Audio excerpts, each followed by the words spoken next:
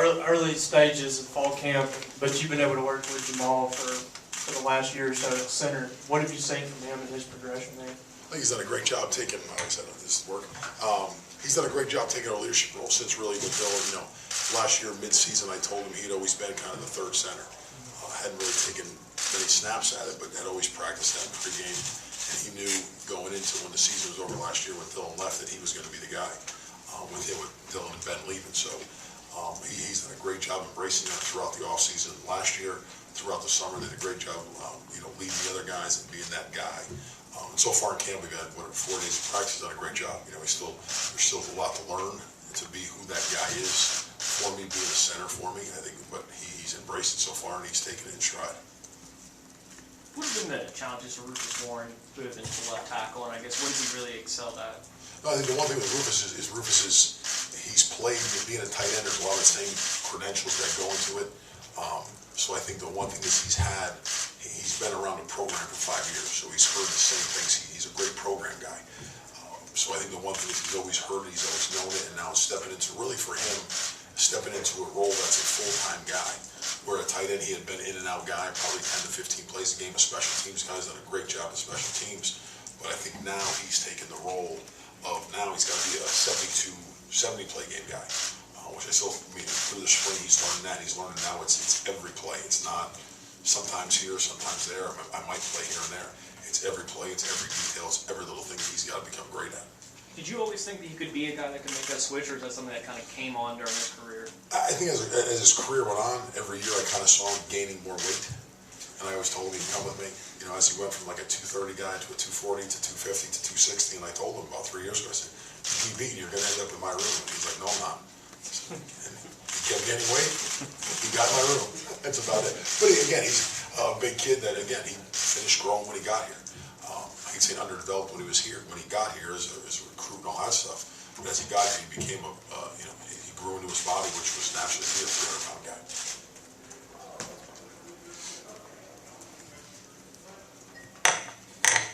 Let's work. Staying on Rufus, what did you see to make him make the move to left tackle? What did you see there to look at that switch? Oh, I think it's just that, with Blaine leaving, he went in there. Justin Sr. will play both. He can do both. Damian Robinson can do both.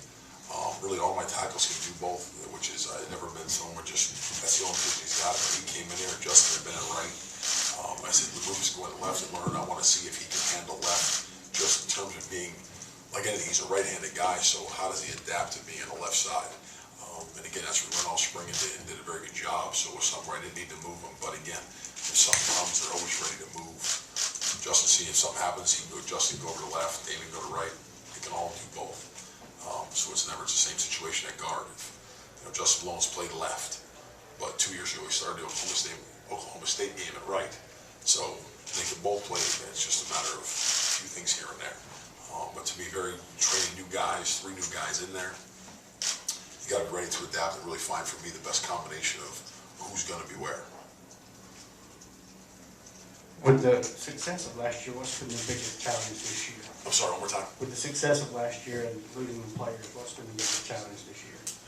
Again, last year was last year. I don't whatever happened last year with those guys this year for these kids is all I told them the other day was, you look at who the guys were last year, everybody on the team, not just my guys, is we had success last year. The reason we had success is because the kids that played here in the past, not just last year, there's back to when Derek was here, and whatever year that was, 2010, we had success. Successes always came off not is who's here, not who's been here. They have to learn from the kids that have been here in the past. I think that's the biggest thing from the closest guys were Dylan, Ben, and Blaine, to before me that was Gabe. But there's so many kids from Jamion Lewis to Kenny to Preston Smith. The young kids got to learn from the ones in the past. And yes, build off of what the success was, but bigger thing is learn how they did things. How did they work? What did they do on a daily basis to prepare for a game, for practice? How do they do things? We talk a lot about what to do, how to do it, and why you're doing it.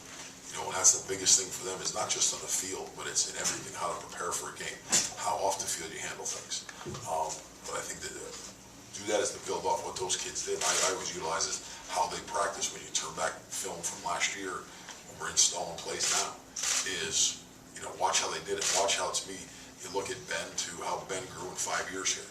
Then groups watch Gabe. Gabe watched because he watched Derek. They watched J.C. Brignoni. They watched Quentin Salisbury. They watched Tobias Smith. They watched how those kids practiced, how they prepared. And ultimately, the future is always based on the past. You can learn from the past, good or bad. So I think that's the one thing these guys are doing, because a lot of these kids were close to the last 3 that just left. And our kids are always back here. You know, Gabe was around here this summer a lot. Derek was around here last summer, so it always helps for those kids to come back to teach them how to build on success. Whether it's for those guys now in the NFL they got to learn from older guys. So it's always helped them is to build on it, is to learn the good things they did and the bad things they did. John, we were talking to Chris Jones, and he said he doesn't like going against Jamal Claiborne because they'll push him down, sit on him, roll on him. Had an edge to him, and obviously Dylan Day wasn't the nicest, didn't have the nicest reputation as an offensive lineman. How important is that edge on the offensive line to be kind of that chemistry? And that's and a lot to me. You have to be. You got to play. I'll never say dirty. But to me, you got to play with an edge. I mean, I always tell my guys, I said, the reason you're with me is because you're big and no one else wants you. Because if you were any bit athletic, you'd be on the other side of the ball over there. So to me, we've got to have character. So I say, you're going to be talented, you got to be tough. And if you don't have great talent, you better be tougher. And if you're not tough, you better be really, really talented. And I think the one thing is, to me, we got to have both. We got to utilize our talent that we have, but to me, to have a little edge to us, what's different about us, what's going to make us unique from somebody else. And I think the one thing is always to push to be tougher. Is to do a little more than the next person. That's everything we do really in this program, is push yourself a little more than anybody else is doing, whether that's the weight room, whether that's on the field. And with my guys, to me, collectively as a group of 5 on the field, you got to play together. And one thing is when you go into battle, when you go into Saturday nights, Saturday afternoons, is you're going with 4 of your buddies. You should know they have your back. They're going to do everything. So you can play a little on the edge because you know they're there with you. And you do it, the next guy does it. Then I got all 5 doing it. I think Dylan brought that, not sometimes in a good way, but he brought that of, speed limit says 70, do 70. Don't need to do 69. To me, the rules are the rules. Play by the rules, but play them right to the extent of it, and that's hard. To me, this game's meant to play hard. I mean, it's clean, play the game clean, but it's meant to be played hard and tough. And that's something to me you always got to develop in kids. I'm not saying my kids are the toughest nuts in the world now. I haven't had games that you guys have all been around Gabe before, you all been around Derek. They're the nicest human beings in the world. But when you play the game, it is a violent game. And you got to play that way. Can you update us now on Martino's rankings doing? He had the advantage of coming in spring, and now he says he welcomes the chance to reprove himself after a big junior college reputation.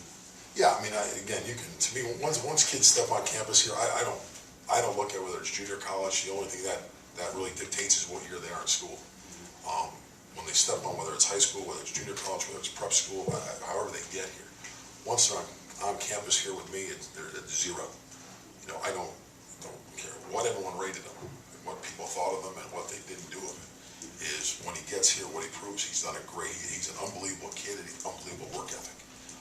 It's still, to me, to get on the field always is to do everything right. He's trying, but again, it's still going to be repetition to play, and he's done a great job. He really has, but it's still, to me, is like I tell every kid, don't walk in that field till you're confident. If you're not confident, it's a hard game to play. Saturday nights, especially away, home, sometimes it's easier. Okay, when you go away and you're not confident, not only in what, you got to be confident in what you're doing. When you're 100% confident in what you're doing, go play. You hear a lot of kids come in, I want to play as a freshman, I want to play, I was at junior college, I was highly ranked. Okay, I don't care about rankings. I didn't recruit you because you had high rankings. What Gene gives them, it doesn't bother me. It doesn't, because, I mean it wholeheartedly. It's no offense to anybody. I know, because again, first of all, is character. What is their character? I want to see a kid's character. Can he learn football? Will he learn football? And to me, is he tough?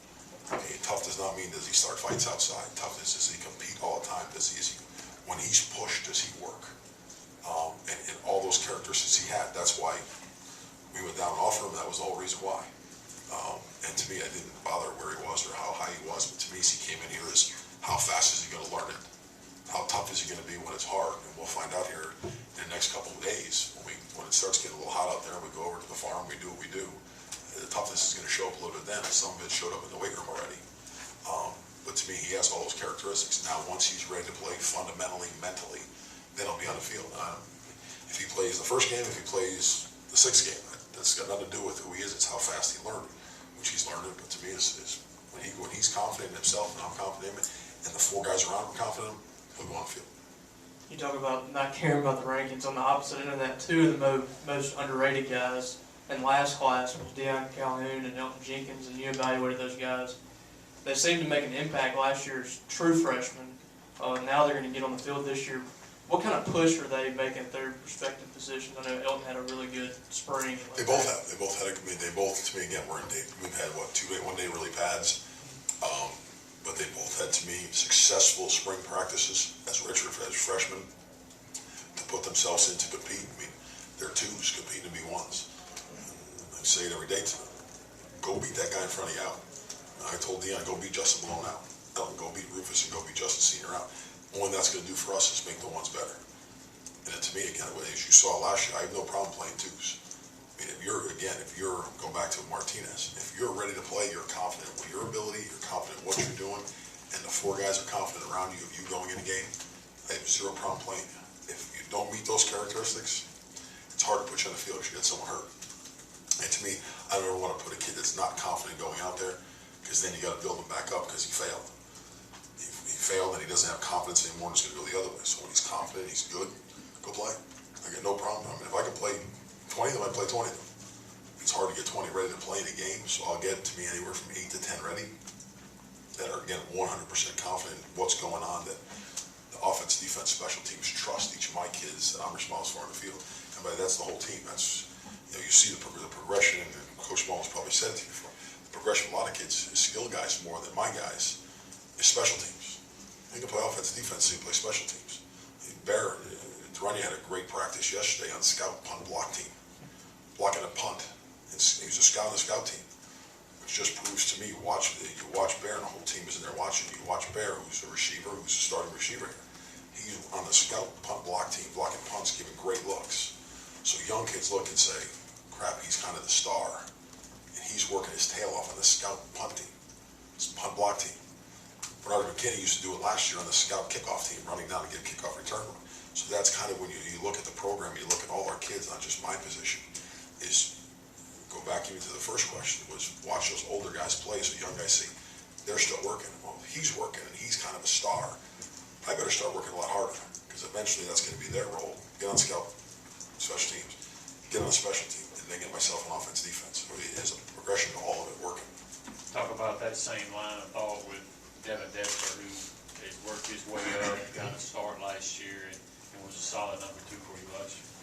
Yeah, I think the same thing. He watched, he went in, I think it was 2 or maybe 3 games, somewhere in that range of start, which he's always been he's been a very accountable guy to everything, academics, weight room, on the field, knows his stuff, works hard. I mean, and to me, he's one of those guys that, to me, when I think Dylan was out the one game, Ben went to center. I mean, nothing was lost with me, with the kids I put on the field. That I think it was the A&M game of, here, Ben, go to center, Devin, go to guard.